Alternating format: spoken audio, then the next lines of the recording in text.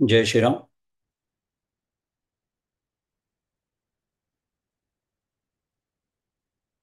ज्ञानेश्वरी भावदर्शन. अध्याय 9. आणि ओवी क्रमांक 139. इथपर्यंत आपला अभ्यास मागच्या वेळेला आला होता.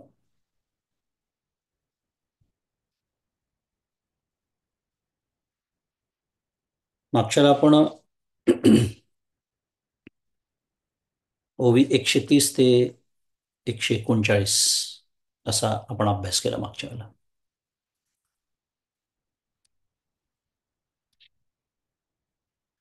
हा जो 10 क्रमांकाचा श्लोक आहे, मयाध्यक्षेण प्रकृती सूयते सचराचरम हेतुनानेन कौंतेय जगद्वी परिवर्तते. या श्लोकावरच्या त्या ओव्या होत्या. आणि मागच्याला आपण त्याचं सविस्तर चिंतन केलं की भगवंत एकदा म्हणतात की मी भूत समुदायाला उत्पन्न करतो, तर एकदा म्हणतात की मी उदासीनाप्रमाणे स्थित राहतो. तर हे जे भगवंताचं बोलणं आहे हे परस्पर विरोधी आहे का, अशी शंका येऊ शकते. आणि म्हणून त्याचं निरसन करण्यासाठी म्हणून हा 10 क्रमांकाचा श्लोक आहे. मयाध्यक्षेण प्रकृती. केलाय विचार, पण आपल्या नेहमीच्या पद्धतीप्रमाणे थोडीशी उजळणी विषय प्रवेशासाठी. काय म्हणतात आहे भगवंत की मी अध्यक्ष आहे. मयाध्यक्षेण प्रकृती सूयते सचराचरम. आणि अध्यक्ष आहे म्हणजे काय, तर माझ्या ज्ञान घन साक्षी रूपाने प्रकाशित झालेली ही जी प्रकृती आहे ती सूयते चराचरम. चर अचर संपूर्ण जगत ती प्रसवते. सूयते म्हणजे प्रसवते, जन्माला घालते. आणि हे जग अखंड जन्मापासून विनाशापर्यंत बदलत राहतं. पण हे का होतं, त्याचं कारण काय, तर मी त्याचा अध्यक्ष आहे म्हणून. आणि अध्यक्ष याचा अर्थ आपण बराच विचार मागच्याला केला की भगवंताची केवळ उपस्थिती याला कारण आहे. प्रत्यक्ष भगवंत काहीही करत नाही. आणि याच्या अनेक ओव्या, अनेक दृष्टांत आपण मागच्या वेळेला अभ्यासले. त्याच्यामध्ये विशेषतः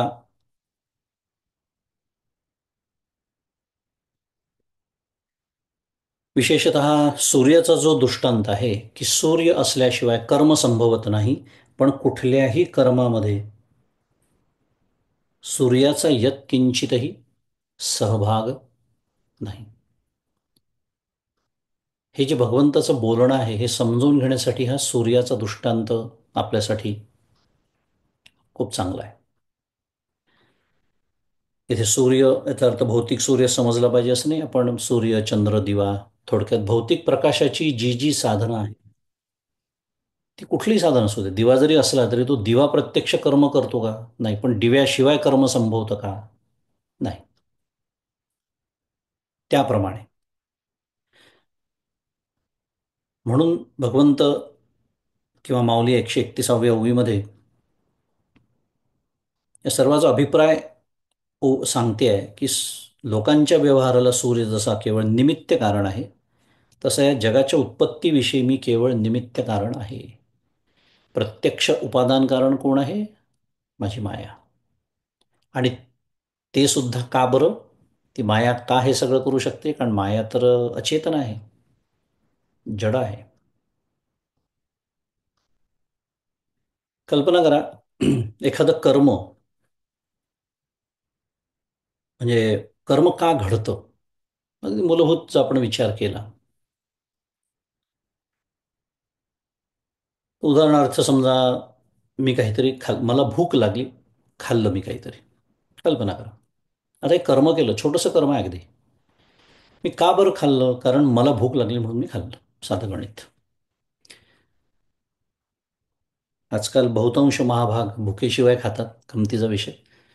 पण तो मुद्दा आपण बाजूला ठेवू, विनोदाचा विषय. पण मला भूक लागली म्हणून मी खाल्लं.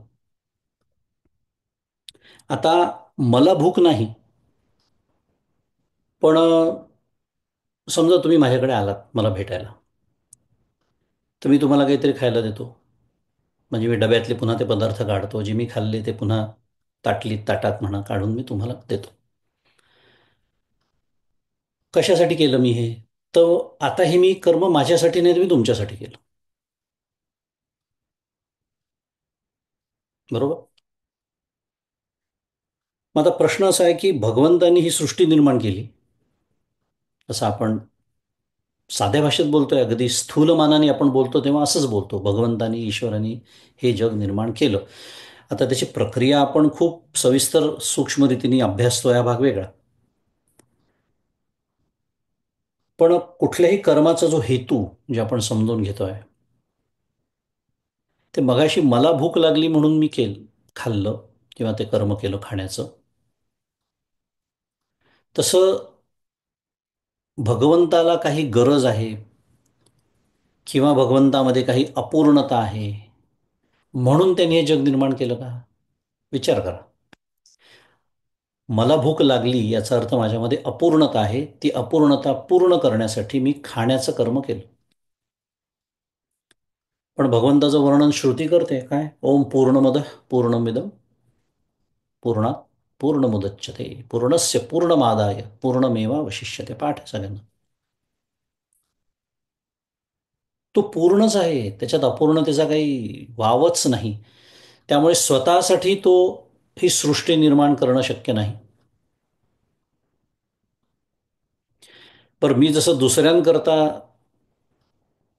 ते कर्म केलं, डब्यातले ते पदार्थ काढले इत्यादी, किंवा ते पदार्थ बनवले म्हणा काही,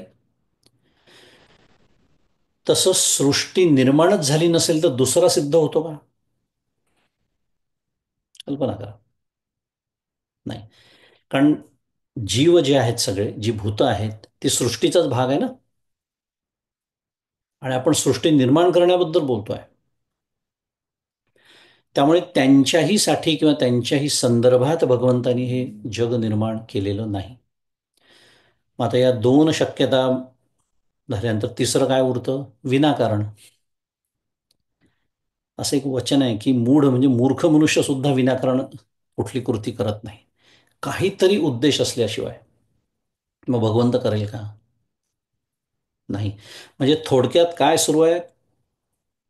अजातवाद. त्याच्या दृष्टीने खरंही सृष्टी निर्माण झालेली नाही, त्याने ती केलेली नाही. पण असं ह्या सृष्टीत बसून बोलणं बरं नव्हे. विनोदाचा विषय पुन्हा. पण हे स्वप्न आहे असं म्हणण्याचा अधिकार मला कधी प्राप्त होतो? तर जेव्हा मी स्वप्नातून जागा होतो तेव्हा. ज्याला ज्ञानाची जाग आली आहे त्याचं हे बोलणं आहे. त्यामुळे मुद्दा असा की म्हणून तिला अनिर्वचनीय का म्हणतात हे छान कळतं आपल्याला. तरी सुद्धा अनुभव येतोय, जग सुरू आहे, रोजचे व्यवहार सुरू आहे, सगळं स्थूल पातळीवरती जग आपल्यासाठी आहे. मग ते कसं आहे, ते कसं निर्माण झालं, हे सांगणं सुरू आहे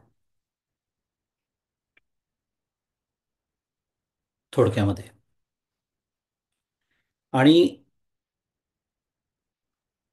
भगवंत अर्जुनाला सांगतायत की हे जे गुह्य ज्ञान आहे हे तू अखंड लक्षात ठेव. त्याचा अभिप्राय जो आहे सांगण्याचा, अनेक दृष्टांत माऊलीने दिले, पण हे तू अखंड लक्षात ठेव हे सांगणं सुरू आहे. आणि केवळ शब्दज्ञानाने अनुभव येत नसतो, हेही माऊलींनी 139व्या म्हणजे आपल्या मागच्या अभ्यासाच्या शेवटच्या ओळीमध्ये सांगून ठेवलेलं आहे. कारण खऱ्या अनुभवाच्या परीक्षेच्या वेळी तिथे अनुभव नसतो आणि शब्दज्ञानाच्या अभिमानामुळे काय होतं? भविष्य काळातही अनुभव प्राप्त होण्याची शक्यता नसते. कारण शब्दज्ञानामुळे म्हटलं का किती बारकावे असतात पहा. फार आता प्रत्येक गोष्टच सांगायला आपल्याला वेळ नसतो, पण या गोष्टी आता आपल्या लक्षात यायला पाहिजे. काय म्हटलंय त्यांनी? शब्दज्ञानाच्या अभिमानामुळे. शब्दज्ञान तर महत्वाचंच आहे, नाही तर आपण कशाला ज्ञानेश्वरी शिकायला बसलो असतो, कशाला भगवद्गीता शिकायला बसलो असतो. शब्दज्ञान आपल्याला हवं आहे, पण काय नकोय? शब्दज्ञानाचा अभिमान नको आहे. कारण असा शब्दज्ञानी त्या अभिमानात जेव्हा मृत्यूला पावतो तेव्हा त्याचा ब्रह्मराक्षस होतो, असं सांगतात. मुद्दा अनुभव नाही आणि शब्दज्ञानाचा अभिमान मात्र आहे. आणि या अहंकाराचे नवलगोठी माऊलींनी सांगून ठेवलेलंच आहे, तो ज्ञानी याचे झोंबे कंठी, नाना संकटी नाचवी. अज्ञानाच्या फारसा मागे लागतच नाही तो. कारण अज्ञानी जो असतो तो प्रामाणिक पण सांगतो, आम्हाला काही कळत नाही बा, आपल्याला तर काही एवढं समजत नाही. ज्याला वाटतं की माझी ज्ञानेश्वरीवर कमांड आहे आणि भगवद्गीतेवर मास्टरी आहे, तो माझ्या सद्गुरूचा शब्द वापरून घेतो, तो मेला म्हणून समजावं. तसं काका म्हणतात, मेला म्हणजे काय? साधक म्हणून मेला, म्हणजे त्याचं या जन्मात भगवंत सुद्धा काही करू शकत नाही, असा त्याचा अर्थ, मेला याचा अर्थ. बाकी व्यवहारात कदाचित त्याला भरपूर काही प्राप्त होईल, हे सुद्धा शक्य आहे. व्यवहारामध्ये लोक त्याची खूप वाहवा करतील, काय तुम्ही उत्कृष्ट वक्ते आहात, ज्ञानेश्वरी सांगावी तर तुम्हीच, असं म्हटलं की झालं, संपलंच. पैसे देऊन, पैसे घेऊन प्रवचनं करत असेल तर पैसा सुद्धा मिळेल, त्याला प्रसिद्धी मिळेल, सगळं काही व्यवहारात मिळेल. कारण त्याच्यासाठी तो करतोय ना.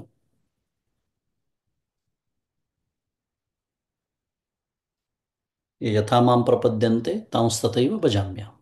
भगवंत म्हणतात, तू मला जसं भजतो तसं मी तुला भजतो. तुला प्रसिद्धी पाहिजे, तुला पैसा पाहिजे, ती मिळालं ना, मग झालं. आता तुझा आणि माझा संबंध काय? म्हणजे ज्ञानेश्वरी आणि भगवद्गीता आयुष्यभर सांगून भगवंतालाच मुकलो मी. मग इथं अविद्यानाशू हे स्थळ, त्याने मोक्षोपादन हे फळ, याचं काय झालं? असो, 139व्या या ओवीमध्ये माऊलींनी हे आपल्याला आठवण करून दिली म्हणून हे सर्व विषय. आणि तिथे परमपूज्य खंदारकर महाराजांनी बृहदारण्यकाच्या 3ऱ्या अध्यायाच्या आरंभी जे आख्यान आलेलं आहे, जनक राजा आणि याज्ञवल्क्यांचं, त्याचा विचार आपण मागच्या वेळेला केला होता, की खरा जो ब्रह्मज्ञानी असतो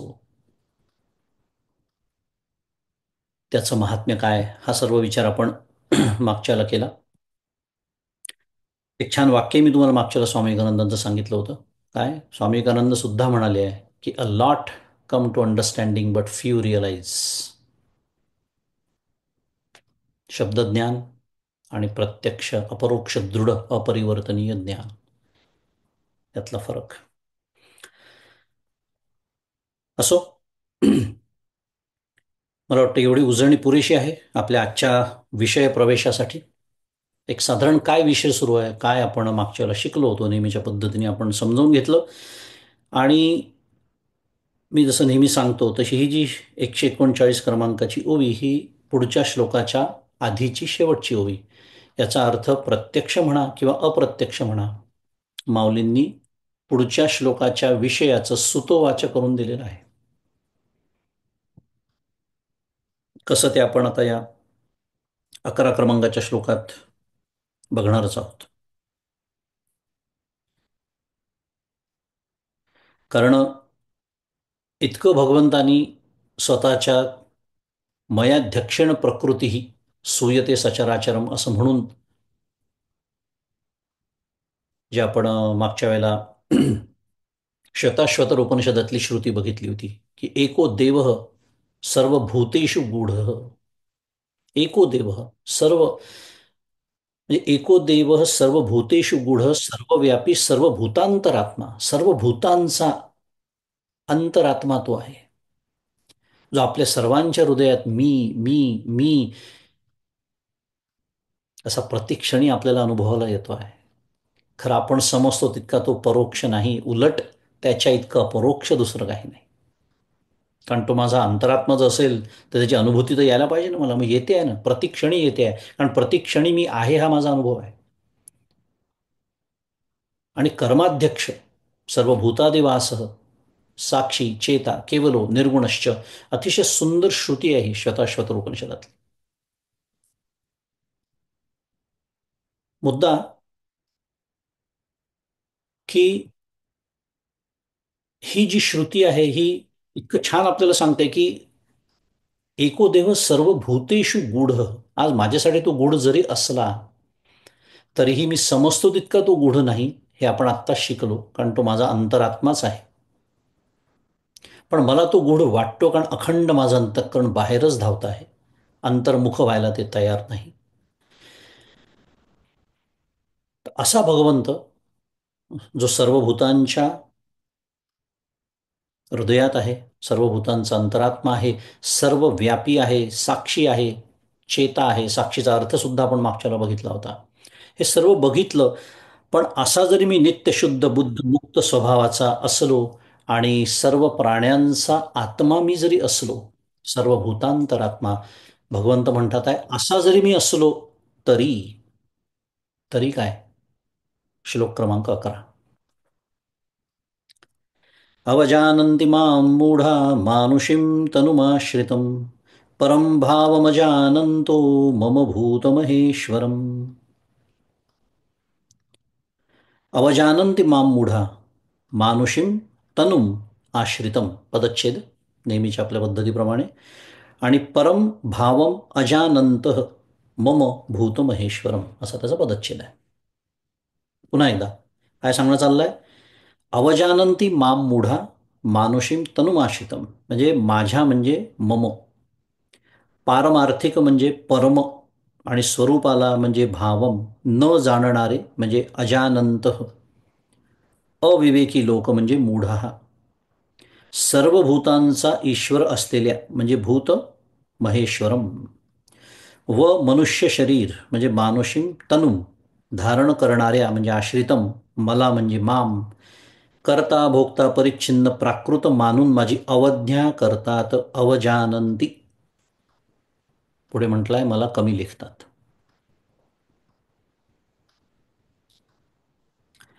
पुन्हा एकदा अर्थ वाचून घेऊ. माझ्या पारमार्थिक स्वरूपाला न जाणणारे अविवेकी लोक, मूढ, सर्व भूतांचा ईश्वर असलेल्या व मनुष्य शरीर धारण करणाऱ्या मला. आता भगवंत अर्जुनाशी बोलतायत.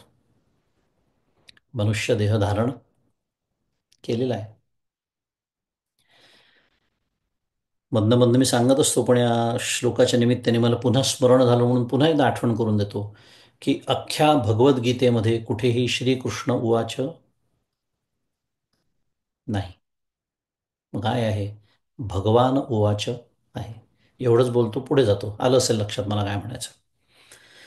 त्यामुळे मनुष्य शरीर धारण करणाऱ्या मला करता भोगता परिच्छिन्न प्राकृत मानून माझी काय करतात ते अवज्ञा करतात.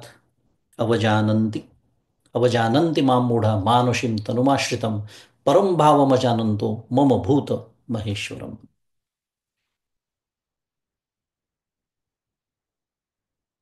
कमी लेखतात. आता अर्जुनाच्या समोर प्रत्यक्ष मनुष्यदेह धारण केलेले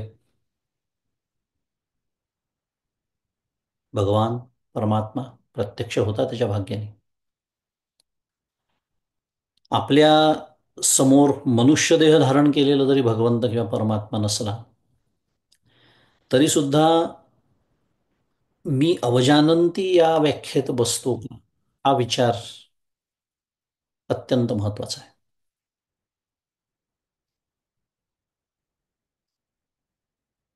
कारण अवजानंती म्हणजे अवध्याम परिभवम कुर्वंती, असं आचार्य म्हणतात. अवजानन म्हणजे काय. अवध्याम परिभवम म्हणजे अवज्ञा माझी ती करतात. माझे ते काय करतात, अनादर करतात.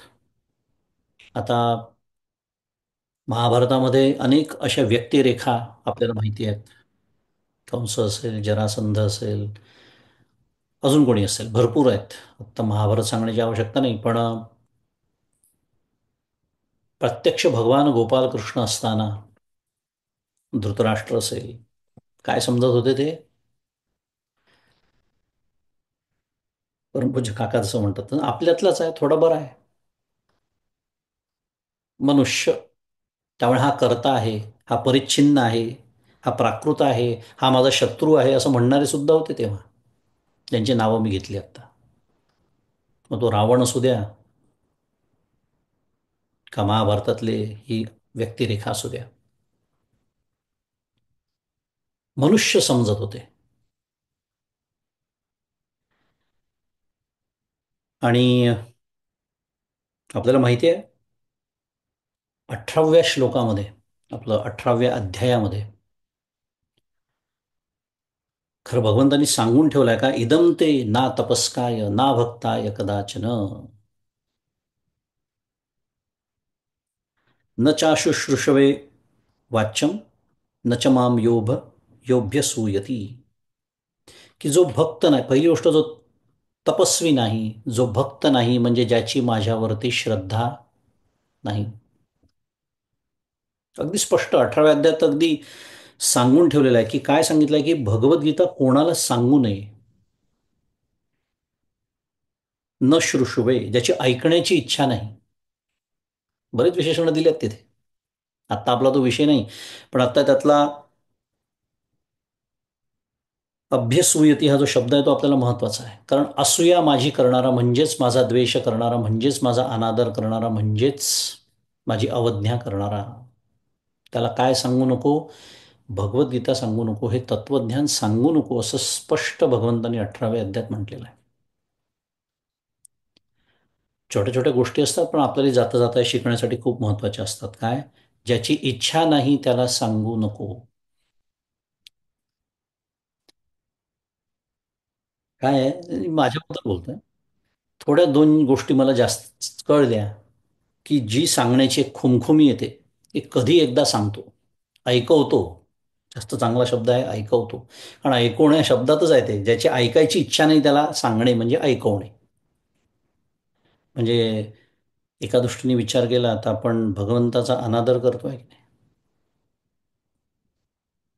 त्याची ऐकण्याची इच्छा नाही, ज्याची श्रद्धा नाही, जो नास्तिक आहे, जो भगवंतांना, गोपालकृष्णांना देव मानत नाही, परमात्मा मानत नाही, कारण तो सगुण साकार झाला, मनुष्य देह त्याने धारण केला, मनुष्य आहे अशी ज्याची, काय म्हणूया, असे ज्याचे विचार आहेत, हा एक महान राजा होऊन गेला, एवढंच ज्याला गोपालकृष्णाबद्दल वाटतं, त्याला भगवद्गीतेचं तत्वज्ञान आणि भगवद्गीता हे उपलक्षण समजायचं, परमार्थ सांगू नये, असा त्याचा अर्थ आहे. अवजानंती माम मूढा मानुषीम तनुमाश्रितम. आणि मागच्या वेळेला मी बोललो होतो, की हे तत्वज्ञान विस्ताराने पुन्हा सांगणं सुरू आहे. अन्यथा 7व्या अध्यायामध्ये श्लोक आला होता की नाही? काय आला होता? अव्यक्तम व्यक्तिमापन्नम मन्यते माम बुद्धय परम भावमजानंतो ममाव्यय मनुत्तम. काय? अव्यक्तम व्यक्तिमापन्नम, म्हणजे मी कसा आहे? अविनाश व ज्याच्यापेक्षा दुसरा कोणी उत्तम नाही, असा सर्वोत्तम आणि प्रकृतीच्या पलीकडे असलेल्या माझ्या तात्विक स्वरूपाला न जाणणारी, पुन्हा इथेही तेच म्हटलेलं आहे, बुद्धिहीन माणसे, अजानंत अबुद्धय, मी तत्वतः निराकार असून काय समजतात? मला आकाराला प्राप्त झालेला मानतात. व्यक्तिम आपन्नम, 7व्या अध्यायामध्ये झालेला आहे आपला अभ्यास. आणि त्याच्याच पुढचा श्लोक म्हणतात आहे, नाहम प्रकाश सर्वस्य योगमाया समावृत मूढोयम नाभिजानाती लोको मामजम व्ययम, म्हणजे योगमायेने आच्छादित झालेला मी सर्व लोकांकरता प्रकट नाही. मगाशी आपण काय शिकलो? एको देव सर्व भूतेषु गूढ. गूढ आहे तो, प्रकट नाही आहे, अव्यक्त आहे पण आहे. आणि मूढोयम नाभिजानाती, त्यामुळे जन्मरहित मरणरहित असलेला मला हा मूढ लोक जाणत नाही. मुद्दा काय सुरू आहे? 7व्या अध्यायात या 2 श्लोकांमध्ये भगवंतांनी खरं हे आधीच सांगितलेलं आहे, पण या संदर्भाने पुन्हा सुरू आहे, अवजानंती माम मूढा मानुषीम तनुमाश्रितम परम भावमजानंतो मम भूत महेश्वरम.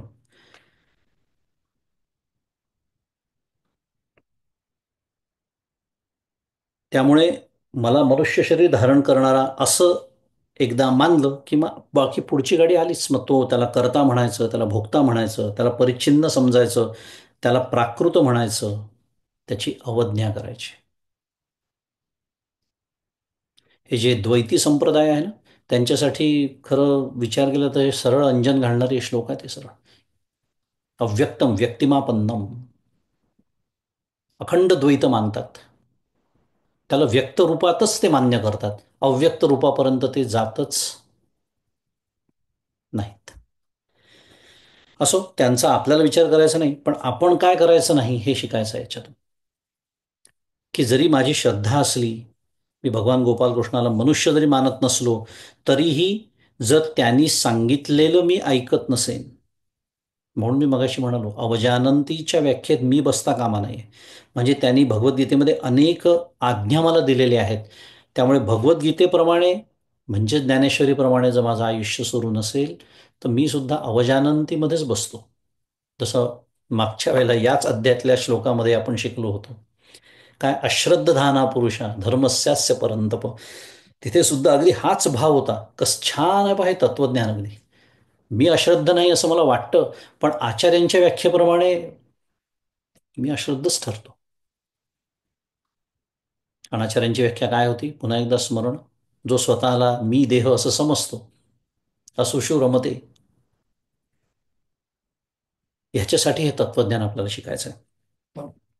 असो, 11 क्रमांकाचा हा श्लोक. आणि बरेच सत्र झाली आपण गीता दीपस्तंभकडे वळून होतो, कारण परमपूज्य काकांनी 9, 10 आणि 11 अशा 3 श्लोकांचा गट परमपूज्य काकांनी केला आहे. त्यामुळे आपण 9, 10, 11 आपला झालेला आहे अभ्यासून. आता 11वा श्लोक आपण आत्ताच अभ्यासला. त्यामुळे आपण गीता दीपस्तंभकडे वळूया. फारसं भाष्य परमपूज्य काकांचं या 3 श्लोकांवर नाही. 3 श्लोकांचा अर्थ दिला आहे आणि एक छोटासा परिच्छेद आहे. त्या निमित्ताने आपली उजळणी होईल. पुन्हा पुन्हा एकदा नचमाम तानी कर्माणी निबध्यन्ति धनंजय, हा जो श्लोक आहे तिथपासून तर हा आत्ताचा श्लोक. काय म्हणतात आहे की ही सर्व कर्मे मी करीत असूनही त्यांनी मी बद्ध होत नाही, कारण त्या सर्व कर्मांच्या बाबतीत मी अनासक्त व तटस्थ असतो. एक साधक म्हणून माझ्यासाठी अत्यंत महत्त्वाचा श्लोक आहे हा. नचमाम तानी कर्माणी निबध्यन्ति धनंजय. जगाच्या निर्मितीसारखं एवढं प्रचंड मोठं कर्म करूनही पद्म पत्र मीमांबसी का? कारण मी स्वतःला करता समजत नाही आणि मला कर्माच्या फलाची आसक्ती नाही, असं भगवंत म्हणत असतील.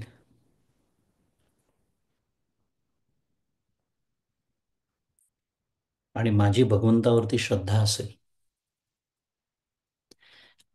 परंतु मी तसं वागत नसेन, तर मी अवजानंतीमध्ये बसतो की नाही, करायचा विचार. पुढे म्हणतात माझ्या संकल्परूप बीजामुळे प्रकृती चर व अचर सृष्टीची निर्मिती करते आणि माझ्यामुळेच ही सृष्टी चक्राकार गतीने फिरत राहते. पण मोहित झालेल्या लोकांना मी केवळ माणसाच्या शरीर रूपाने दिसत असल्याने, मूढ म्हणजे मोहित. आणि मोहित या शब्दाची अगदीच काय म्हणूया नेमकी व्याख्या आहे की ज्याला सत्य दर्शन होत नाही त्याला मोहित असं म्हणतात. काय असतात अशा व्याख्या ज्या असतात ते आपल्याला जागं करतात. मोहित वगैरे म्हटलं की ठीक आहे, दुसऱ्या कोणाचं तरी वर्णन, माझा काही संबंध नाही. नाही, आत्ता व्याख्या काय आहे? सत्यदर्शन ज्याला होत नाही आणि म्हणूनच त्याला भ्रामक दर्शन होतं, आणि दर्शन होतं आणि त्याहीपेक्षा महत्त्वाचं ते सत्य वाटतं, त्याला म्हणायचं मोहित, त्याला म्हणायचं मोह. जो अर्जुनाला झाला होता पहिल्या अध्यायामध्ये. त्यामुळे मोहित झालेल्या लोकांना काय होतं की मी केवळ माणसाच्या शरीर रूपाने दिसत असल्याने सर्व भूतसृष्टीचा स्वामी असूनही माझी खरी ओळख पटत नाही. म्हणजेच काय? सत्याचं दर्शन होत नाही. म्हणजेच काय? ते मोहित असतात. आणि माझा दिव्य भाव न जाणणारे माझी अवज्ञा करतात, माझे सांगणे मानत नाही. अवज्ञा करणं म्हणजे आज्ञा न पाळणं. साधा अर्थ आहे, आपल्याला माहिती आहे, अवज्ञा. एखाद्याची आपण अवज्ञा करतो म्हणजे काय? त्याची आज्ञा पाळत नाही, म्हणजे त्याचं सांगणं मानत नाही, म्हणजे त्याच्या सांगण्यानुसार वागत नाही. मग आता आपल्या अंतःकरणाचा आणि आपल्या जीवनाचा आपण अभ्यास करायचा आणि ठरवायचं की मी अवजानंती माम मूढा त्याच्यात बसतो का. ठीक आहे, मानुषीम तनुमाश्रितम मध्ये मग नसेल बसत. मी नाही मानत त्याला मनुष्य, मी भगवंत परमात्मा मी मानतो. पण पुन्हा गंमत तीच आहे, एखाद्याला म्हणायचं की मी तुला मानतो, पण त्याची एकही आज्ञा पाळायची नाही. त्या मानण्याला काही अर्थ आहे का? हे शिकायचं आहे याच्यातून. आता हा अर्थ झाला. याच्यावरती परमपूज्य काकांचं भाष्य आहे की जगत कारणाच्या वादात न शिरता येथे मीचा ईश्वर असा अर्थ करणे चांगले. ब्रह्मा विष्णू व महेश ही ईश्वराची कृतीभेदामुळे असलेली तीन रूपे सर्वांच्या परिचयाची आहेत. आपल्याला माहिती आहे ब्रह्मा विष्णू महेश त्यांची कार्य माहिती आहेत. आदी संकल्पातून मायावी ईश्वर. आता मायावी ईश्वर म्हणजे काय?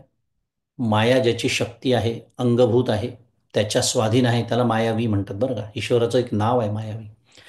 आपण मायावी म्हणजे आपल्याला मायावी म्हणलं की राक्षसच आठवतो. कारण ज्या पद्धतीच्या गोष्टी आपण वाचतो शिकतो तेच आपल्याला आठवत असतं. समस्या आपली आहे. मायावी ईश्वराचं नाव आहे खरं, कारण माया ही त्याची शक्ती, त्याच्या अधीन असलेली. प्रकृतीम स्वाम अवष्टभ्य म्हटलेलं आहे, आधीच्या श्लोकात शिकलोय आपण. त्यामुळे मायावी ईश्वर व त्याच्या तपातून सृष्टीची निर्मिती सांगितली जाते. हा काय आहे? अध्यारोप. कारण आपण मगाशी शिकलो, सृष्टीच्या उत्पत्तीबद्दल विचार केला आपण. आता हा अध्यारोप आहे.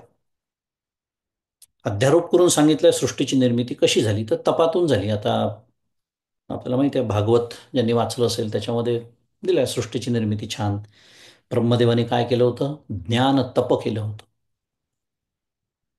सृष्टीच्या निर्मितीसाठी. आणि पुढे म्हणतात अवतारही ईश्वराचेच मानले जातात. मागाशी मी तो मुद्दा माझा बोलायचा राहून गेला, बरं झालं इथे हा उल्लेख आला. कारण मी जसं मगाशी म्हणालो की अर्जुन भाग्यवान होता की मनुष्याचं शरीर धारण केलेला का होईना, पण प्रत्यक्ष परमात्मा परमेश्वर भगवान त्याला उपलब्ध होते. आपल्याला भगवंत नाही, पण संत माझे रूपडी, आत्मज्ञानी चोखडी आहे का नाही? आहे. पण मी जेव्हा संतांकडे मानुषीम तनुमाश्रितम या दृष्टीने पाहतो, तेव्हा काय होतं? मी पण अवजानंती माम मूढा या व्याख्येत बसतो पुन्हा. कारण शरीरदृष्टीने जे मला आज उपलब्ध आहेत ते मला शरीरदृष्टीने माझ्याच दिसतात. असं वाटतं त्यांनाही भूक लागली तेही खातात, त्यांनाही डॉक्टरकडे जावं लागतं तेही गोळ्या घेतात, त्यांचंही ऑपरेशन असतं. पण त्यांच्यात आणि माझ्यात फरक काय आहे? इतक्या स्थूल दृष्टीने मी त्यांच्याकडे बघतो. संत असतील, सद्गुरू असतील. अवजानंती माम मूढा. म्हणून इथे अवतार हे ईश्वराचेच मानले जातात. आता हे अवतार ईश्वराचे प्रत्यक्ष रामकृष्ण या अवतारांबद्दल बोलणं सुरू आहे. पण ते आज आपल्याला उपलब्ध नाही. पण आपल्याला आपला उद्धार करणारे जे संत सद्गुरू आहेत त्यांच्या बाबतीत हेच तत्वज्ञान आपण लावू शकतो. भलेही सृष्टीची निर्मिती हे जरी तिथे शक्य नसलं, ते जरी तो संदर्भ नसला, कारण ते कर्म फक्त ईश्वराने स्वतःकडे राखून ठेवलेलं आहे. पण तोच ईश्वर जेव्हा सहावं कर्म करतो प्रबोधनाचं, उत्पत्ती स्थिती लय प्रवेश प्रशासन तो करतो. पण जेव्हा प्रबोधन तो करतो तेव्हा त्यालाच तर सद्गुरू म्हणतात. त्याने ते माध्यम निवडलं आहे प्रबोधन करण्यासाठी, जीवांच्या उद्धारासाठी. असो, त्यामुळे अवतार ईश्वराचेच मानले जातात. आणि द्वा सुपर्णा या मुंडक श्रुतीनुसार ईश्वर या सृष्टीत साक्षीभावाने राहतो. प्रसिद्ध श्रुती आपल्याला माहिती आहे, द्वा सुपर्णा सयुजा सखाया समानं वृक्षम परिशस्व जाते तयोरन्य पिप्पलम स्वादु अत्ति अनशनन्यो अभिचाकशीति द्वा सुपर्णा सयुजा सखाया. तर आता ती श्रुतीचाच विचार करावा लागेल, फार सुंदर श्रुती आहे ती पण. की हे जे दोन जीव आणि ईश्वर या देहरूपी एका वृक्षावरती राहतात, रूपकात्मक छान कल्पना मांडलेली आहे. आणि सुपर्णा म्हणजे सुंदर पंखाचे. कारण त्यांच्यामध्ये नियम्य नियामक भाव आहे असं आचार्य म्हणतात. बरं का? ईश्वर नियामक आहे, जीव नियम्य आहे. त्या दृष्टीने ते दोन पंख अशी मांडणी आचार्यांनी त्याचा अर्थ या श्रुतीचा करताना आचार्य बोललेले आहेत. सयुजा अखंड एकत्र आहेत. कारण ईश्वर सर्वभूतानां हृद्देशेर्जुन तिष्ठती. आहे की नाही? माझ्या हृदयात आहे म्हणजे खरा मी तोच आहे, पण मी जो स्वतःला खोटा मी समजतोय, जीवरूपी मी, असे दोन मी आहेत की नाही माझ्यात, अखंड एकत्र आतमध्ये राहत आहेत. एक खोटा मी, एक खरा मी. असो, मुद्दा एवढाच की ती श्रुती काय सांगितली, तर त्यातला एक जो आहे पक्षी, तो फळं खातो. कशाची फळं? ते दिलंय, पिप्पलम. पिप्पल याचा अर्थ आपल्या कर्माची फळ असा अर्थ होतो पाहिजे. आणि दुसरा, त्याचा भोग न घेता, फळ खातो म्हणजे काय, फळांचा भोग घेतो तो जीव, आणि फळांचा भोग न घेता फक्त तटस्थ दृष्टीने बघतो, तो कोण? ईश्वर. म्हणून ईश्वर या सृष्टीत साक्षी भावाने राहतो असं म्हटलेलं आहे. जे आपण मगाशी श्वता उपनिषदाची श्रुती तेच शिकलो आपण. आणि पुढे ईश्वर सर्वभूतांना इथे दिलेलंच आहे. या गीता वचनाप्रमाणे तो सर्व जीवसृष्टीचे साक्षी भावाने नियमन करतो. नियमन, नियम्य, नियामक भाव सुपर्णा या शब्दामध्ये आहे. सयुजा, सखाय. असो, असा हा 11 क्रमांकाचा श्लोक, त्याच्यावर माऊलींचं भाष्य, त्याच्याकडे वळूया आता आपण. 140 क्रमांकाची ओवी. किंबहुना भवा बिहाया आणि साचे चाड आथी जरी मिया तरी तू गा उपपत्ती इया जतन कीचे. माऊली पुन्हा एकदा फार भगवंतना अर्जुनाला हे गूढ पुन्हा एकदा तत्वज्ञान, ही राजविद्या सांगत असताना काय भाव भगवंताच्या अंतःकरणात हे माऊली ते छान व्यक्त करते आहे की अर्जुना, अधिक काय सांगावे. जर जन्म मरणरूप संसाराची भीती वाटत असेल आणि माझ्या प्राप्तीची खरीच मनापासून इच्छा असेल, तर तू ही वर सांगितलेली प्रक्रिया मनात सुरक्षित करावी. सुरक्षित करावी म्हणजे काय? अखंड अनुसंधान याचं तुझ्या अंतःकरणात राहू दे. विसरू नको. येणार आहे पुढे गोवी, त्याच्यात तेच म्हटलेलं आहे की याचं तुला विस्मरण होऊ देऊ नकोस. कारण हे अत्यंत गूढ, पण अत्यंत नेमकं, नेटकं आणि स्पष्ट, अत्यंत महत्वाचं, गाभा ज्याला म्हणूया आपण, असं असलेलं, अशी ही राजविद्या, राजगुह्य, पवित्र, उत्तम इत्यादी. त्यामुळे अर्जुनाला सांगणं सुरू आहे, पण ऐकायचं काय आहे? मी आहे. मला जर जन्म मरण रूप संसाराची भीती वाटत असेल आणि भगवंताच्या प्राप्तीची मनापासून इच्छा असेल, तर ही सर्व सांगितलेली, वर सांगितलेली प्रक्रिया मनात सुरक्षित ठेवावी. येरवी दिठी वेधिली कवळे, ते चांदणिया ते म्हणे पिवळे, तेवी माझ्या स्वरूपी निर्मळे देखती दोष. दृष्टांत द्यायला सुरुवात केली माऊलींनी की एरवी काविळाने दूषित केलेली दृष्टी असते, तेव्हा ती चांदण्याला पिवळे म्हणते. त्याप्रमाणे अविवेकी लोक माझ्या शुद्ध स्वरूपाचे ठिकाणी काय करतात? दोष पाहतात. ज्याला कावीळ झालेली आहे त्याला सगळं जग कसं दिसतं? पिवळं दिसतं, आपल्याला माहिती आहे.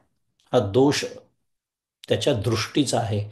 तसं भगवंतांकडे बघण्याची माझी जर दोषदृष्टी असेल, तर मला भगवंताचं शुद्ध स्वरूप अनुभवाला येणं शक्य नाही. नातरी ज्वरे विटाळले मुख, ते दुधाते म्हणे कडू विख, तेवी अमानुषा मानुष मानिती माते. किंवा ज्वराने जे मुख विटाळले आहे ते दुधाला कडू विष म्हणते. त्याप्रमाणे मी मनुष्य नसतानाही मला मनुष्य मानतात.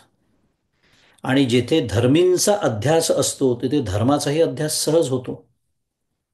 धर्मीचा अध्यास म्हणजे काय? भगवंताला मनुष्य मानणं. तिथे मनुष्य म्हणजे धर्मी, हाच पहिला अध्यास आहे. आणि हा अध्यास जर झाला तर तिथे एकदा मनुष्य मानले की मग त्याचे धर्म, मगाशी जसं मी म्हणालो, शरीर प्राप्त झालं की शरीराचे जसे धर्म असतात, तर त्यांचाही अध्यास होतो. त्यामुळे मनुष्य देह धर्मरहित असलेल्या मला मनुष्य देह धर्मवान मानतात. म्हणजे काय? तो जन्माला आला, त्याचं बारसं करायचं, मग पुढे काय?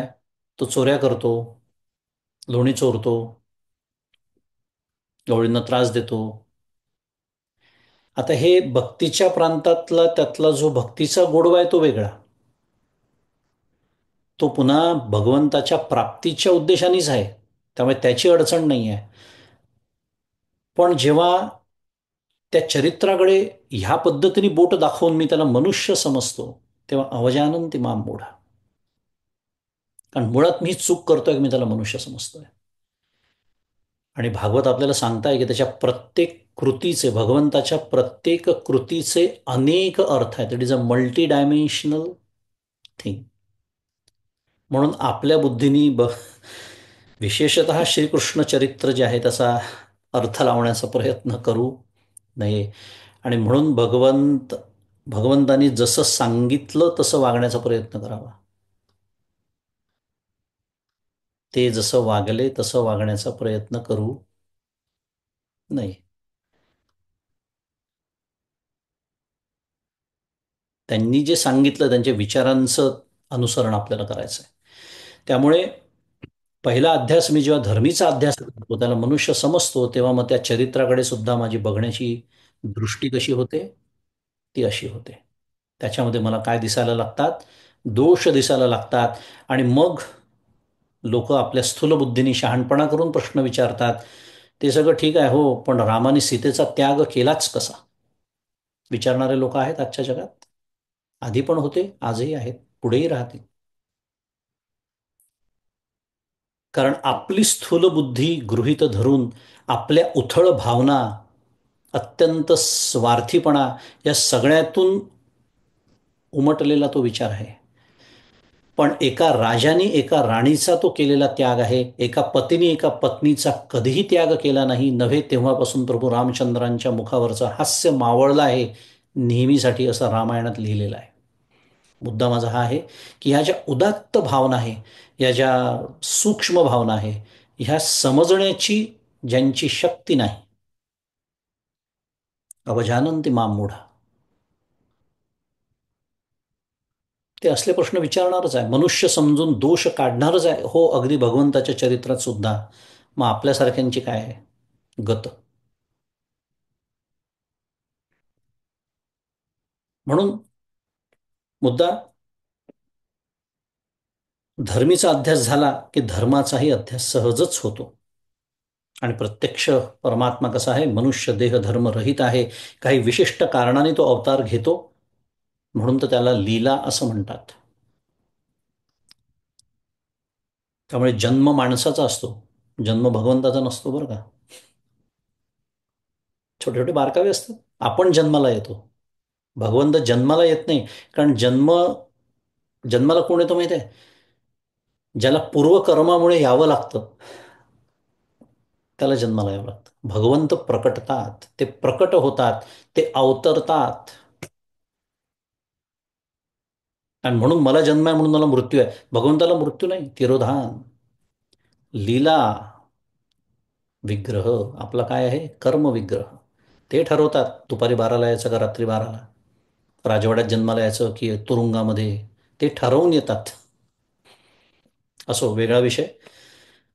कशासाठी? मनुष्य देह धर्मरहित तो कसा आहे आणि लीला विग्रह कसा आहे एवढं सांगण्यासाठी. म्हणून पुढत पुढती धनंजया झणे विसंबसी या अभिप्राया, जे इया स्थूलदृष्टी वाया जाईजे लगा. म्हणून अर्जुना, तुला पुन्हा पुन्हा काय हेच सांगणे आहे की तू या माझ्या अभिप्रायाला कदाचित विसरशील. हो, माऊली असं गोड बोलतं एकदम. पण विसरू नकोस, कारण या स्थूलदृष्टीने माझ्याकडे बघशील तर ती परिणामी वाया जाईल.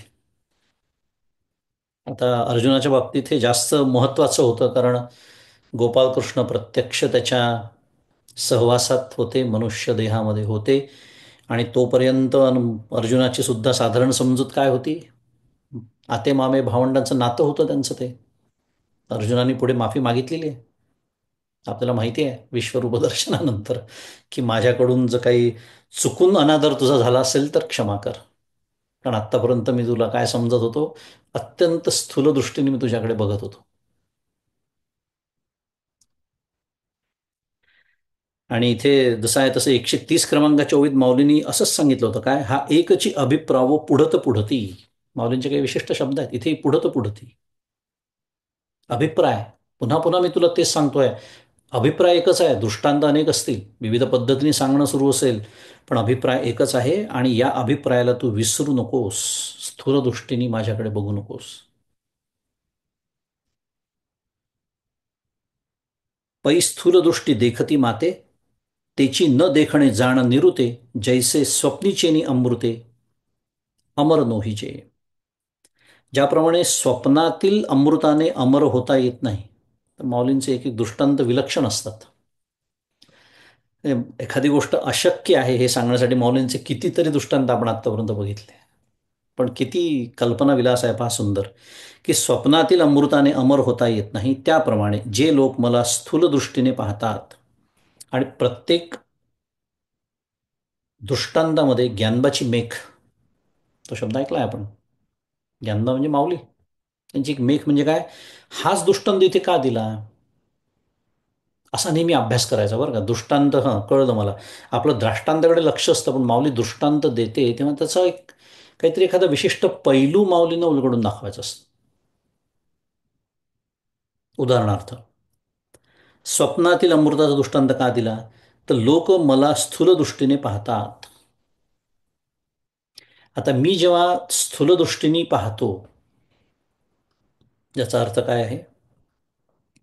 मी या प्रातिभासिक जगताला सत्य मानलेलं असतं. जसं स्वप्न प्रातिभासिक आहे, तसं जागृती ही तितकीच प्रातिभासिक आहे असं आपल्याला शास्त्र सांगतं. म्हणून स्वप्नाचा दृष्टांत आहे. जसं स्वप्नातल्या अमृताने अमर होता येत नाही, तसं या प्रातिभासिक जागृती किंवा जागृती नावाच्या स्वप्नातलं म्हणूया, जेव्हा मी स्थूल दृष्टीने पाहतो, त्यांचं ते पाहणे खऱ्या अर्थाने न पाहणेच आहे असे तू निश्चित समज. आणि आता 145 क्रमांकाची अत्यंत महत्वाची आणि प्रसिद्ध ओवी. येरवी स्थूल दृष्टी मूढ, माते जाणती किरदृढ, परी ते जाणण्याची जाणणे आड रिगोनी ठाके. काय सुंदर वर्णन केलंय माऊली. ते जाणण्याची जाणणे या आड. एरवी मूर्ख लोक मला स्थूल दृष्टीने जाणतात, आणि ते जाणणे दृढ म्हणजे निश्चयात्मक असते, हेही खरे आहे. स्थूलदृष्टी मूढ, माते जाणती किरदृढ, हे खरे आहे. परंतु त्यांचे ते असले जाणणेच भ्रमरूप असल्यामुळे माझ्या यथार्थ जाणण्याच्या पुढे आडवे येऊन उभे राहते. त्या भ्रमज्ञानामुळे माझे प्रमाज्ञान होत नाही. म्हणजे एक वेळ मला समजत नाही, मला समजावून सांगा, किंवा मी समजावून घेतो, किंवा माझ्या समजण्यामध्ये काही अपूर्णता असेल तर ती पूर्ण करण्याची तयारी असणं, असा मनुष्य, असा साधक एक वेळ तरुण जाईल. पण ज्याची दृष्टी स्थूल आहे आणि भ्रमात्मक ज्ञानाचं दृढता ज्याच्या अंतःकरणात आलेली आहे, भगवंताचं यथार्थ ज्ञान नाही. मगाशी मी जसं द्वैती संप्रदायाचा एक उल्लेख केला होता, तेव्हा माऊली काय म्हणते की ते जे सो कॉल्ड शुद्ध मराठीत जाणणं आहे, ते खऱ्या जाणण्याच्या आड येऊन उभं राहतं. कारण मला कळलेलंच आहे असा ज्याला भ्रम आहे, त्याला तुम्ही कसं सांगू शकाल? कारण त्याला हे काय त्याचं दृढ आहे, मला कळलेलं. पण मगाशीच तो विषय येऊन गेला माऊलींनी, म्हणूनच मी म्हटलं की काय करून दिली होती, सुतोवाच करून दिलं होतं त्या 139व्या ओळीमध्ये, की खऱ्या अनुभवाच्या परीक्षेच्या वेळी तिथे अनुभव नसतो. आणि शब्दज्ञानाच्या अभिमानामुळे काय होतं, त्यांना भविष्यकाळात अनुभव प्राप्त होण्याची शक्यता नसते. का? कारण जाणण्याची जाणणे या आड रेगोने ठाके. म्हणजे तो शब्दज्ञानाचा झालेला अहंकार सुद्धा जाणणे, या जाणण्याच्या गटात बसतो. तो जाणण्याची जाणणे आड. काय सांगतात आचार्य आपल्याला विवेक चूडामणीमध्ये? अविज्ञाते परे तत्वे शास्त्राधीतिस्तु निष्फला, विज्ञाते बी परे तत्वे शास्त्राधीतिस्तु निष्फला. की मला एकदा प्रत्यक्ष ज्ञान झाल्यानंतर माझ्यासाठी शास्त्र निष्फळच आहे. इतरांसाठी ते महत्वाचं आहे, इतरांना समजून सांगण्यासाठी त्याची आवश्यकता आहे, बरोबर आहे. पण शास्त्र डोक्यावर बसलं की त्याचा ब्रह्मराक्षस होतो. मगाशीच बोललो आपण. आणि अविज्ञाते परे तत्वे तर सांगण्याची आवश्यकताच नाही, की इतकं करून अनुभव आला नाही तर ते निष्फळ आहे अर्थातच.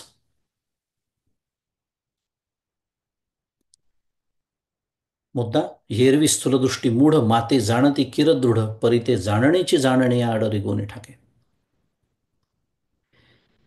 आणि त्या भ्रमज्ञानामुळे माझे प्रमाज्ञान होत नाही, असं वाक्य आलं इथे. भ्रमज्ञान तर आपण समजू शकतो, पण माझं प्रमाज्ञान असं का म्हटलं इथे?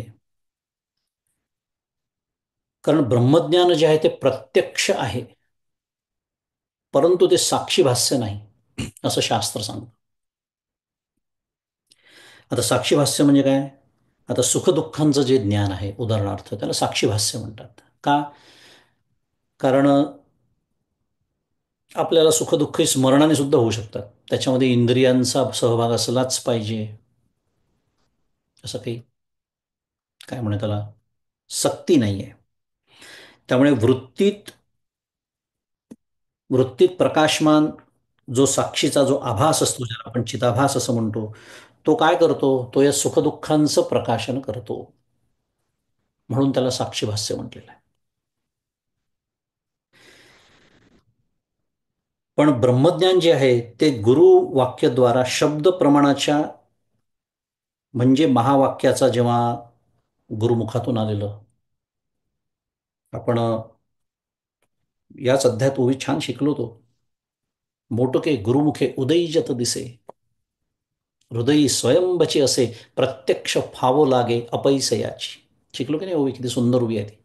तर मोटके गुरुमुखे उदयीजत दिसे, गुरु सद्गुरूंच्या मुखातून येणारं ते मोठकं जे वाक्य आहे, महावाक्य, त्याचा श्रोत्राशी म्हणजे माझ्या इंद्रियाशी संबंध येतो.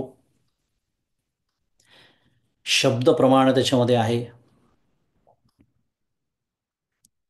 पण त्याचा अनुभव कसा आहे? तो प्रत्यक्ष फावो लागे अपैसयाची. मुद्दा म्हणून त्याला काय म्हटलं? प्रमाज्ञान म्हटलं. कारण तिथे शब्द प्रमाण आहे, या दृष्टीने शब्द प्रमाणाचा तिथे संबंध आहे. पण त्याला प्रबल प्रमारूप ज्ञान असं म्हणतात ब्रह्मज्ञानाला, प्रबल प्रमारूप, या दृष्टीने.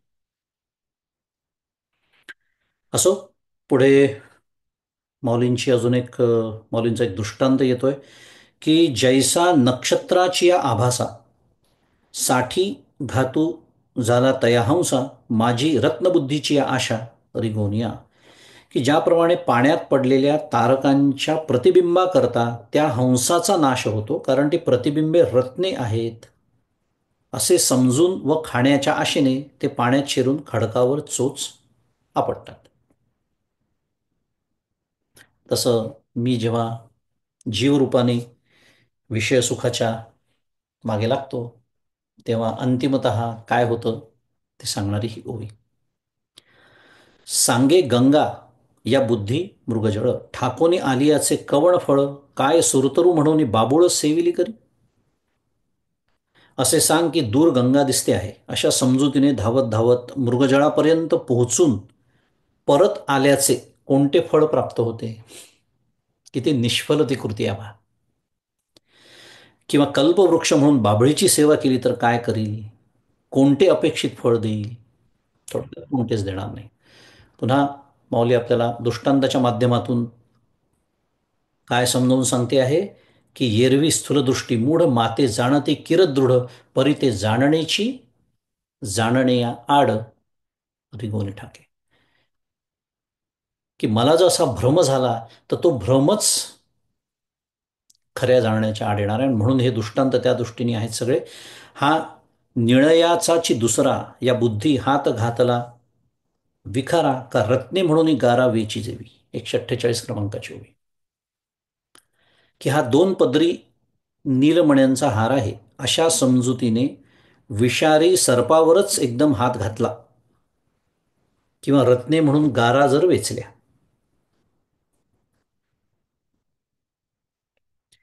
अथवा निधान हे प्रकटले म्हणून खदिरांगार खोळे भरिले का सावली नेणता घातले कुहासी हे. अथवा हा धनाचा ठेवा प्रकट झाला आहे असे म्हणून खैराचे निखारे पदरात भरले, किंवा आपले प्रतिबिंब आहे असे न समजता सिंहाने जशी विहिरीत उडी घालावी. आता काय आहे सिंहाचं, आपण आता लहानपणापासून या कथा ऐकलेल्या असतात. आपली काही त्याच्या बाबतीत तक्रारी नसते, कारण असा विहिरीत उडी मारणारा सिंह मला तरी भेटलेला नाही आहे आणि भेटू नये अशीच आपली इच्छा असते. विनोदाने बोलतोय, मुद्दा हा आहे की आपल्याला द्राष्टांताकडे लक्ष द्यायचं आहे. त्या सिंहाला जसं त्याचं प्रतिबिंब खरं वाटतं तसं बिंबभूत आत्मा माझ्या देहात असताना, या उपाधी माझी गुप्त चैतन्य असे सर्वगत हा असताना मला प्रतिबिंबरूप जीव जेव्हा सत्य वाटतो तेव्हा त्या सिंहात आणि माझ्यात काहीच फरक नसतो. ओवी कशी लावून घ्यायची असते स्वतःला. मी अखंड जेव्हा जीवभावात जगत असतो, अखंड म्हणजे मला प्रतिबिंब सत्य वाटत आहे, म्हणजे मला जीवभाव माझा अखंड सत्यत्वाने माझ्या अंतःकरणात आहे, हा त्याचा अर्थ आहे. तेवी मी म्हणून प्रपंची जिही बुडी दिधली कृतनिश्चयाची, तीही चंद्रासाठी जेवी जळीची प्रतिभा धरिली. त्याप्रमाणे या उपाधींच्या विस्तारामध्ये मी परमात्मा आहे असा निर्णय घेऊन केलेल्या निश्चयाची ज्यांनी बुडी दिली आहे त्यांनी चंद्राच्या प्राप्तीकरता पाण्यातील प्रतिबिंब धरले असे म्हणावे. अर्थात चंद्र समजून प्रतिबिंब धरणे जसे व्यर्थ. या प्रपंचामध्ये सुखरूप परमात्मा शोधणं किंवा सुख शोधणं, तैसा कृतनिश्चय वाया गेला जैसी कोणी एक कांजी प्याला मग परिणाम पाहू लागला अमृताचा. त्याप्रमाणे मी प्रपंचात आहे अशा समजुतीने केलेला निश्चय वाया जातो. ज्याप्रमाणे कोणी एक मनुष्य भातावरची पेज प्याला आणि मग तो अमृताचा परिणाम पाहू लागला, आपले शरीर अमर व्हावे अशी अपेक्षा करू लागला. थोडक्यात भगवंत जसा अविनाशी आहे, अविकारी आहे, आनंदाचा कंद आहे, हे सर्व जे भगवंताची ब्रह्मतत्वाची स्वरूप आणि तटस्थ लक्षणं आपल्याला माहिती आहे, ती लक्षणं जेव्हा मी प्रपंचात शोधायला जातो, कशा लावून घ्यायच्यात ओव्या पहा, नाही तर त्या दृष्टांत ठीक आहे वाचायला काही हरकत नाही आहे, पण प्रपंचात मला शोधू नको म्हणजे काय, तर मी जसं आहे तसं जेव्हा मी प्रपंचाला समजायला लागतो, काय प्रपंच विनाशी असून मी अविनाशी समजतो, भ्रामक असून सत्य समजतो, दुःखरूप असून मी सुखरूप समजतो. ढेकणाची या बाजा तुकाराम महाराज आठवण करून देतात. ढेकणाच्या बाजेवर झोपून मला शांत सुखाची झोप लागेल असा समजणारा जितका मूर्ख असतो, तितका या प्रपंचामध्ये कधीतरी असा एक दिवस माझ्या आयुष्यात उजाडेल, काय मी अगदी सुखी होईन, दीर्घखी अवग्रहासह सगळं माझ्या मनासारखं होईल. माझ्या मुलांचं, माझ्या मुलीचं, माझ्या नवऱ्याचं, बायकोचं, घराचं, आईवडिलांचं जे काय असेल ते सगळेजण माझं ऐकतील, अगदी माझ्या मनाप्रमाणे सगळा संसार चालेल. ढेकणाची या बाजा, हा अर्थ आहे या सगळ्याचा. तैसे स्थूळाकारी नाशवंते भरवसा बांधुनी चित्ते पाहती मज अविनाशाते तरी कैसा दिसे. काय योगायोग आलंच आहे पुढे, तेच सांगितलेलं आहे की त्याप्रमाणे ज्यांचा स्थूल आकार आहे अशा नाशवंत देहादी उपाधींचे ठिकाणी हाच परमात्मा आहे असा मनाने विश्वास ठेवून मला अविनाशाला पाहतील तर त्यांना मी पारमार्थिक स्वरूपाने कसा दिसेन. हा जो अन्योन्याध्यास आपल्याला झालेला आहे, या सगळ्या संसाराचे जे जे गुण आहेत ते आपण त्याच्यावर आरोपित करतो आणि त्याचे गुण संसारावर आरोपित करतो, तर मग त्याचं खरं स्वरूप कसं माझ्या लक्षात येईल. अगा काही पश्चिम समुद्राची या तटा, निहिजत आहे पूर्विलिया वाटा, का कोंडा कांडिता सुभटा कणू आतुडे. की अर्जुना, पूर्व समुद्राकडे जाणारे मार्ग पश्चिम समुद्राच्या तीराला निघतात काय? किंवा पूर्व दिशेकडच्या मार्गाने पश्चिम समुद्राच्या तीराला पोहोचता येते काय? अथवा कोंडा कांडला असता त्यात एक तरी धान्यकण सापडतो काय? पुन्हा काय सांगणं सुरू आहे? हे या सर्व गोष्टी जशा अशक्य आहे, तसं जेव्हा या सर्व संसारामध्ये विनाशशील, विकारशील, अखंड बदलणाऱ्या, अनित्य, सातिशय, अशुचित्व, अनेक पद्धतीने वर्णन करता येईल त्याचं, त्याच्यामध्ये जेव्हा मी, जसा भगवंत सुखरूप आहे, मी तसं सुख शोधायला जातो, तर मग कोंडा काढल्यानंतर मी त्याच्यात धान्यकण शोधायला जातो. आत्ताच्या ओवीच्या भाषेत, तैसे विकारले हे स्थूळ, जाणीतले या मी जाणवतसे केवळ, काही फेण पिता जळ सेविले होय. 154 क्रमांकाची ओवी. की त्याप्रमाणे जन्मादी विकाराला प्राप्त झालेले हे माझे स्थूल शरीर जाणले असता मी केवळ नित्य शुद्ध बुद्ध मुक्त या स्वरूपाने जाणला जातो काय? फेस पिण्याने पाणी पिण्यासारखे होते काय? दिलाय की नाही? भगवान श्री गोपालकृष्णांनी आपला परमशिष्य उद्धवाला काय सांगितलंय भागवतामध्ये? बद्रिकाश्रमात जाऊन कुठल्या स्वरूपाचं चिंतन करायला सांगितलेलं आहे. कारण हे जे आहे भगवंताचं, तेव्हा मनुष्य देह भगवंताने जो धारण केला होता, तो आज आहे का आपल्यासाठी? कल्पना करा. नाही. भगवंत प्रत्यक्ष मनुष्य देहामध्ये असताना त्याचं वर्णन अनध्यस्त विवर्त जे केलं जातं तेही आपण शिकलेलो आहे. तो भाग जरी सोडून दिला तरी आज ते आपल्यासाठी उपलब्ध आहे का? नाही. म्हणजे या दृष्टीने ते काय आहे? माईक आहे. कारण ते भगवंताचं खरं स्वरूप नाही. हे स्वतः भगवंत सांगतात आहेत की त्याप्रमाणे जन्मादी विकाराला प्राप्त झालेले हे माझे स्थूल शरीर,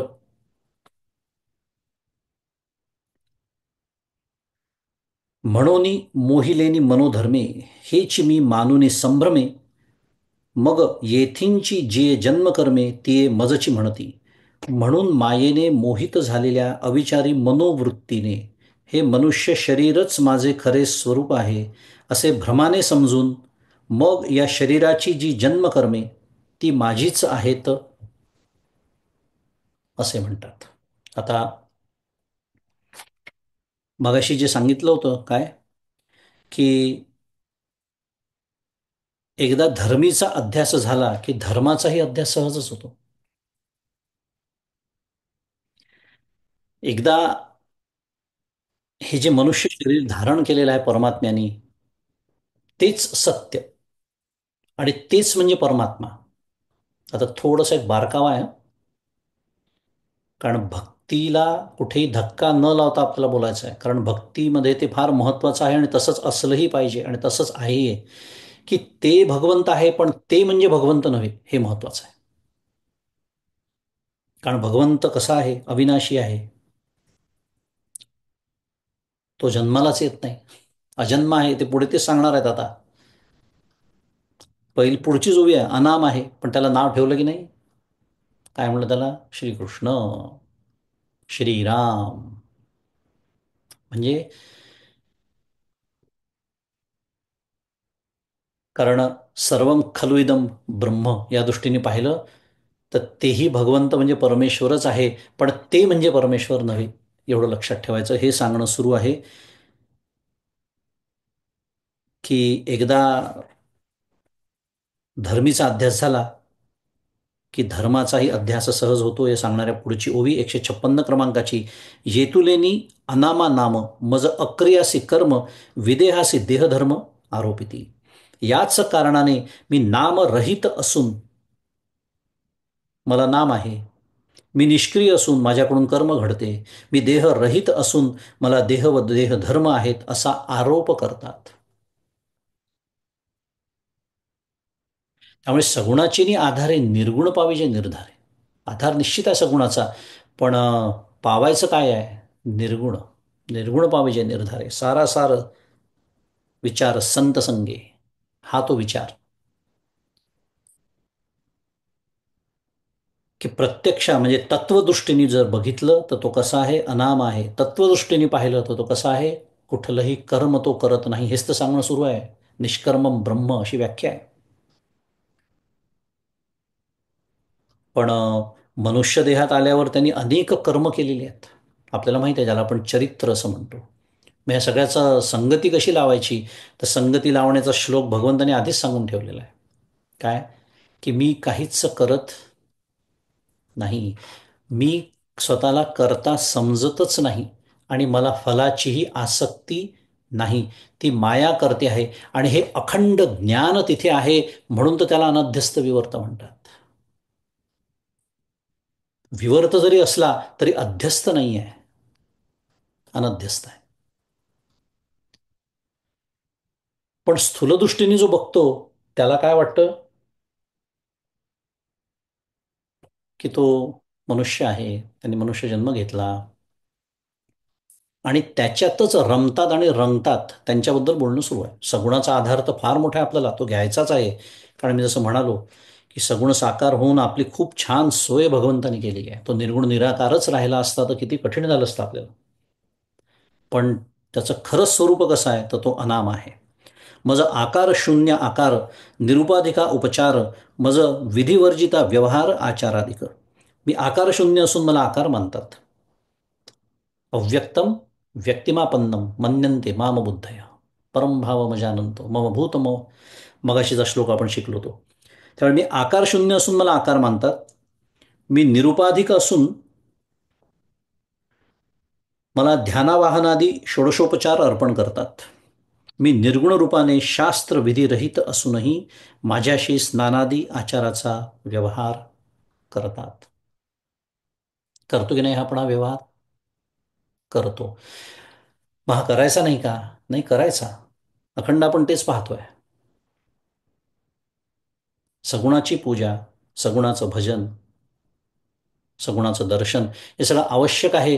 पण ह्याच्यातनं काय बारकावा शिकायला मिळतो आपल्याला माहिती आहे? मी जी पूजा भगवंताची करतो ती भगवंतासाठी नसून ती माझ्यासाठी आहे.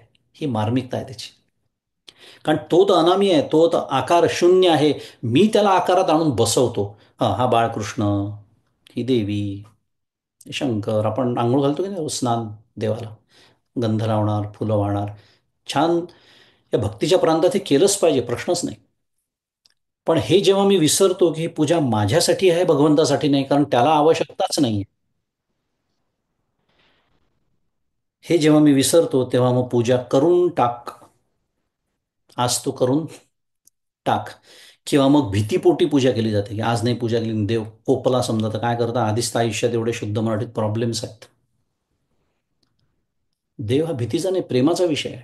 त्यामुळे देवाची पूजा सुद्धा ही प्रेमाने करायची आहे, कारण ती माझ्यासाठी आहे. कारण माझं देहभान विसरण्याची त्याच्यामध्ये व्यवस्था आहे.